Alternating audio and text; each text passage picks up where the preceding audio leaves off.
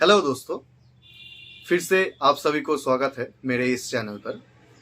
पिछले वीडियो में हम लोगों ने जाना था कि कैसे हम लोग इंट्राडे में किसी स्टॉक्स को खरीद और बेच सकते हैं। आज के इस वीडियो में हम लोग जानेंगे कि किसी कंपनी के शेयर्स को खरीदने से पहले जो फंडामेंटल एनालिसिस करना पड़ता है उस कंपनी के शेयर के बारे में, उस बारे में आज हम लोग जानेंगे।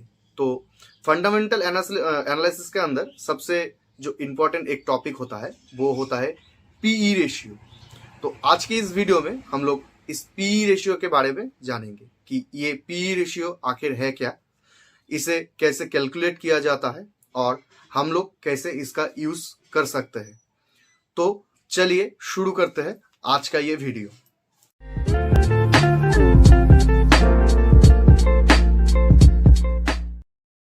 सो what is PE ratio? PE ratio का फुल फॉर्म होता है प्राइस टू अर्निंग रेशियो।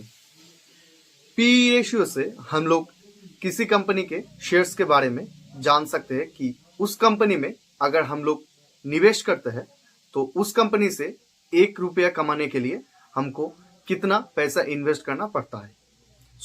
पिछले वीडियो में मैंने जो इंट्राडे का वीडियो बनाया था, इंट्राडे स्टॉक्स बाइंग का जो वीडियो बनाया था, उस वीडियो में मैंने आप लोगों को एक सेक्शन दिखाया था कि जो फंडामेंटल एनालिसिस करके जो एक सेक्शन होता है उसके उस सेक्शन में सबसे पहले ही होता है पीई रेशियो।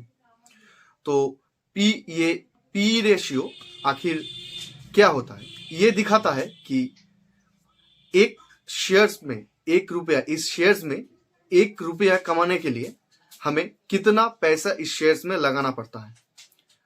तो बेसिकली पीई रेशियो का मतलब यही होता है। और दूसरा पीई रेशियो का मतलब जो होता है वो होता है कि सेम एस कंपनीज, जैसे कि मान लीजिए कोई कंस्ट्रक्शन का कंपनी हो या कोई पावर का कंपनी हो या कोई एफएमसीजी कंपनी हो या कोई आईटी कंपनीज हो, तो इनमें जो जिस इंडस्ट्री का है, अलग अलग इंडस्ट्री से नहीं होगा, जो जिस इंडस्ट्री का है, मान लीजिए एफएमसीजी का 2 शेयर है, उनमें से ये पीई रेशियो देख के हम लोग डिसाइड कर सकते हैं कि कौन सा कंपनी में इन्वेस्ट करना हमारे लिए सस्ता होता है। तो पीई रेशियो को इसलिए भी देखा जाता है और इसलिए भी ये इंपॉर्टेंट होता है। अब जानते हैं ये पीई रेशियो को हम लोग कैलकुलेट कैसे करते हैं। तो सबसे पहले पीई रेशियो को कैलकुलेट करने के लिए हमको उस शेयर का पीई रेशियो हमको कैलकुलेट करना है, उसका करंट प्राइस को पकड़ना पड़ता है, जिस प्राइस में वो शेयर चल रहा है उसको लेना पड़ता है। और हमको एक चीज और निकालना पड़ता है, उसको कहते हैं ईपीएस, यानी कि अर्निंग पर शेयर। इसका एक रेट निकालना पड़ता है।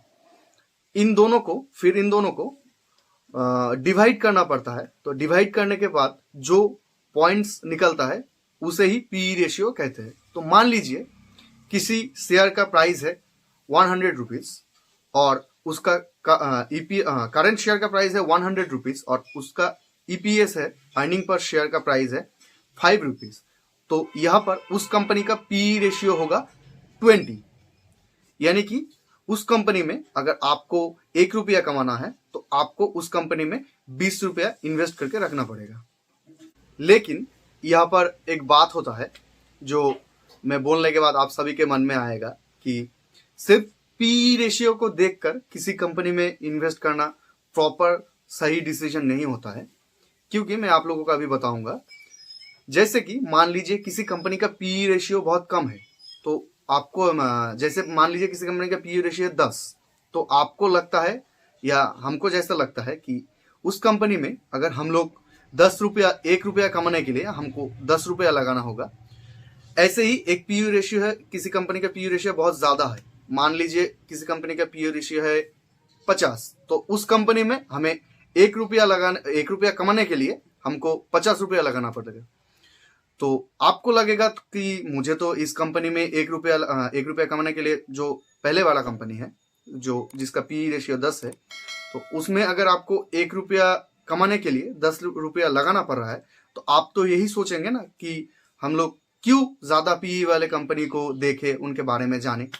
तो इसमें यह बात होता है कि मान लीजिए जो 10 रुपये वाला कंपनी है जिसका पी रेशियो 10 है, वो उसका ग्रोथ साल में 10 से 15% होता है।